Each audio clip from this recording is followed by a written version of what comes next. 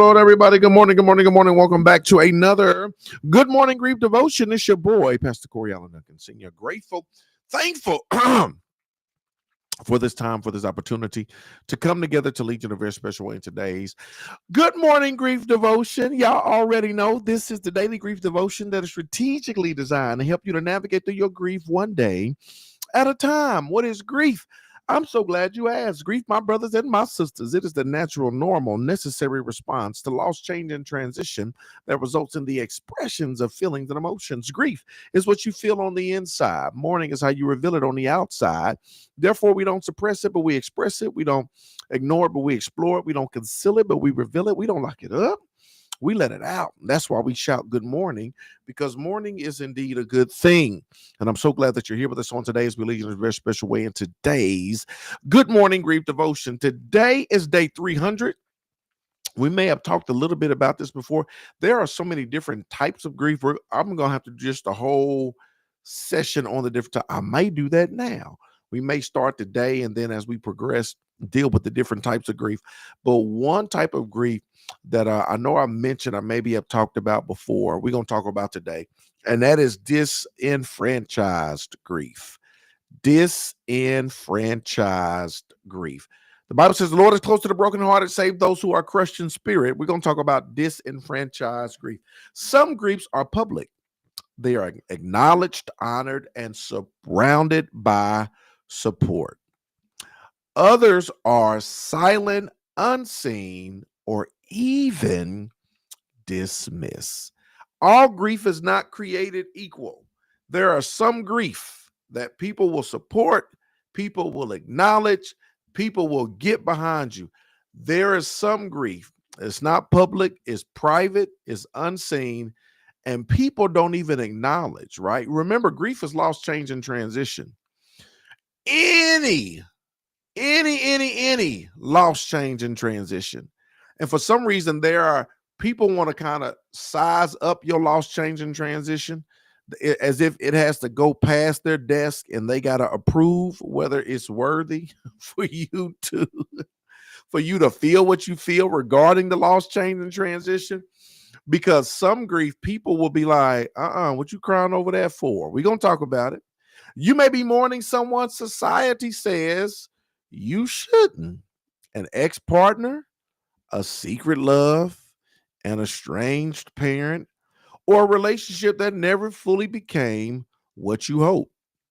When others minimize your pain, it can make an already heavy sorrow feel unbearable. Now, you got to remember loss, change, and transition. You deal with this.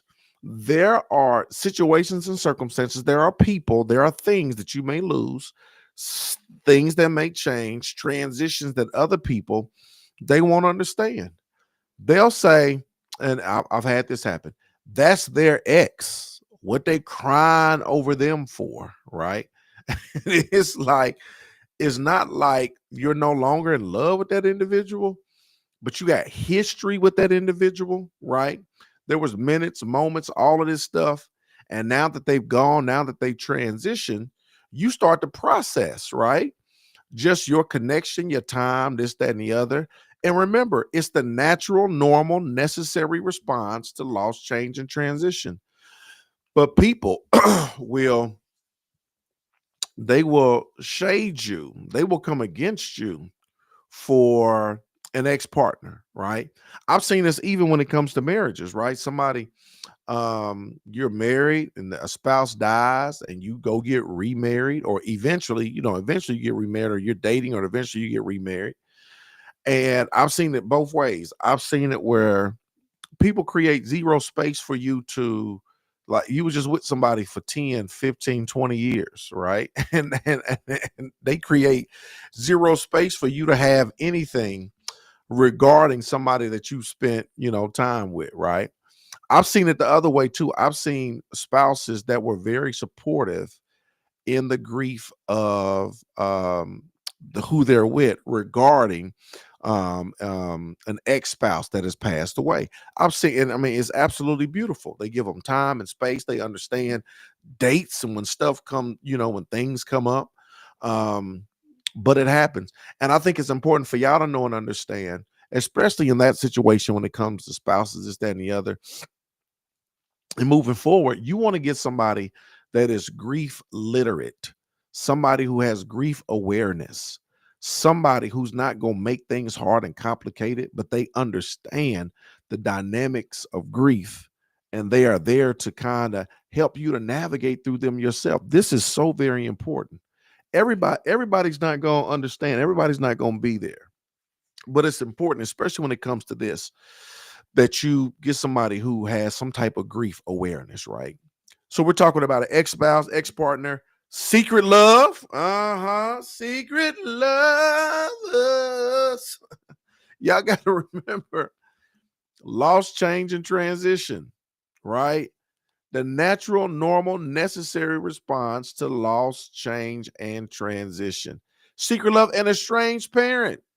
Even if you ain't connected or ain't been connected or whatever the case may be, y'all, this is why it's called disenfranchised grief. Because people look at it and they don't understand. They don't understand why you crying. They don't understand why you feeling how you feeling. They can't process or fathom your feelings regarding this loss, change, and transition. But remember, loss, change, and transition regarding anything. People play, yeah, cars and even material things, not in an idealistic way. I told you when my car died, I realized when I went back through my pictures, my children grew up in that car. So many memories, minutes, and moments, right? Oh, I had a moment. I was feeling some type of way. But sometimes we grieve what we had in mind, right? This is what I had in mind. That's not what happened. And so I feel something regarding this. I thought I was going to be in this state. I thought I was going to be at this job. I thought that I was about to do X, Y, and Z, right? You give people the space to process and to feel what they feel. Pets, people lose pets, right? All type of stuff. You give people the space to feel what they feel. Check this out. When others minimize your pain, it can make an already heavy sorrow feel unbearable. But God validates every tear. God validates every tear. He doesn't measure grief by titles, labels, or social acceptance. This is what you got to know and understand. He's not measuring grief by titles. He's not measuring it by social acceptance. God doesn't say, is this grief socially acceptable? Let me look around and let me see. If society approves of this, then you can grieve. No, he doesn't measure grief by social acceptance. He sees the love, the loss, and the ache behind it. Even if no one else acknowledges your mourning, guess what? Heaven definitely does. Your grief matters because your love mattered, period. Whether your loss was complicated, hidden, or misunderstood, it still deserves space, compassion, and care. I really want y'all to hear this. This is why it's disenfranchised. Whether your loss was complicated, this was a complicating loss. Whether your loss was hidden, this is a hidden loss. Whether your loss was misunderstood, nobody misunderstood, right? The people didn't misunderstand. It still deserves space, compassion, and care. Space, compassion, and care. I'm thinking about this, and it's look, disenfranchised. Y'all might be saying this is crazy, but I really want y'all to think about this concept. Um, it's gonna sound crazy, but watch this. Even a side piece will grieve, right? Oh man, this is hilarious. Not really. Even a side piece will grieve, right? Even it's misunderstood. The connection it was hidden, it was misunderstood. But time was spent, time was invested, right? It's lost, change, and transition, right? And even though they wasn't the centerpiece or the main thing, right? There was stolen moment, all this other stuff. So if a person transition and go, you know what I'm saying? It's like whatever you felt, it just doesn't poof disappear and evaporate, right? No, you feel so. It is the natural, normal, necessary response to loss, change, and transition. And people will say, you ain't got a right to feel nothing. You don't need to feel nothing. It's like, wow. And there are so many different situations and circumstances where grief is disenfranchised, right? Where people will try to make you feel society has to approve of how you feel regarding what you lost, what changed, or the transition that took place, right? And this is what you got to understand. Whether it was complicated, hidden, or misunderstood, it still deserves space, compassion, and care. It's crazy, ain't it? You don't need public permission to mourn privately. God's presence becomes the safe place where your unspoken sorrow can finally exhale. Let me give you a point of application. Name the person or the relationship you're grieving, even if others never knew about it. Speak it aloud before God or write it in your journal. Allow yourself to feel, remember, and release without shame. Your grief is real, and so is his comfort. Yeah, this just really makes me ask the question, what are you grieving that you have not acknowledged, right? What is it that's is complicated, is hidden, or is misunderstood? And because it's complicated, because it's hidden, because it's misunderstood, you suppress instead of express. You ignore instead of explore. What is it that you're grieving that you say, I cannot even articulate this publicly because it's complicated, it's misunderstood, and it's hidden. And I can't say nothing. I can't do nothing. And so I suffer in silence, right? Because of the nature of the situations and circumstances. Even if it's hidden, even if it's complicated, even if it's misunderstood, understand, as the lesson tells us, it still deserves space, compassion, and care. Today, my brothers and sisters, is day 300. We was gonna see how this was gonna go. Disenfranchised grief. Things that make you go, And we're receiving all of this love from Winston-Salem, North Carolina. Thank you, Melissa. Yes, a discussion on all the different types of grief would be great. Yes, we're gonna have to do that. So I'm gonna line them up and we just about to run them off. That's what we're gonna do. We're gonna do facts. A grief literate partner spouse is crucial when you're a widower. Yes, it's so crucial because I've seen it. Like I said, I've seen it both ways, and I've seen people get into situations where they suffer. They be like, he don't understand, or man, she just don't understand. She don't, and it's so very important. It is so very important that you have a grief literate partner, right?